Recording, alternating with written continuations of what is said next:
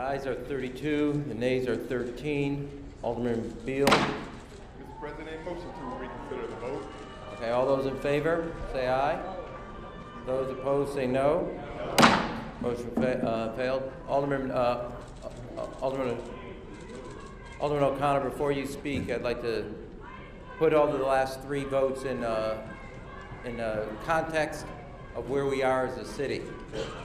And the most important thing to me is whether you take the one in the 10th Ward, the one in the 25th, and the one in the 2nd, and beyond. 11 years ago, we set out, rather 8 years ago in 2011, we set out to make Chicago a city where you can create jobs, whether they're manufacturing, industrial jobs, construction jobs, office jobs, across the city of Chicago. Every one of these investments will last the same amount of time.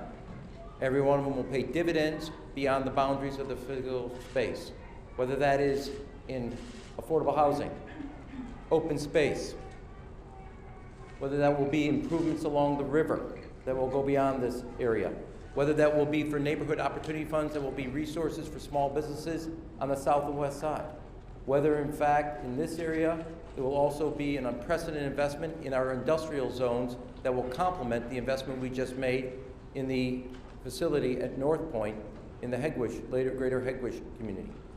Every one of the steps we've taken over the 8 years has allowed Chicago to be the #1 city for direct foreign investment in the United States for 6 consecutive years, and last year #5 in the world, and the #1 city for corporate relocation. Today we have the lowest unemployment on record and the highest employment. These are investments in the future that are not bound by the boundary of the space. They actually will pay dividends throughout the city of Chicago, and that reason is because of the changes we collectively made over the last couple of years to make sure that we made an investment. The benefits were not restricted, but actually gone across the city of Chicago in different efforts. That's how you advance affordable housing. That's how you advance small neighborhood businesses. That is how you advance the ecological and environmental quality of the river, which is the Friends of the Chicago River were the first group to endorse both of these projects.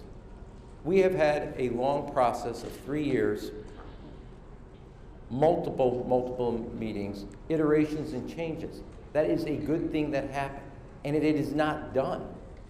There will be incredible improvements and changes along the way. Your voices, others will be heard, and there will be greater accountability to meet the goals that we set out collectively. I know this has been a long debate, but I'd like to put this in the context that every one of the sites, like the post office, have been empty for years, decades, sometimes as at least to 78, almost a century.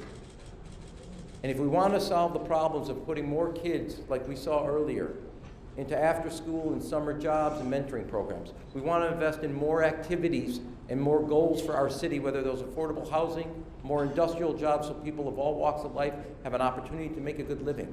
You cannot do that without growing.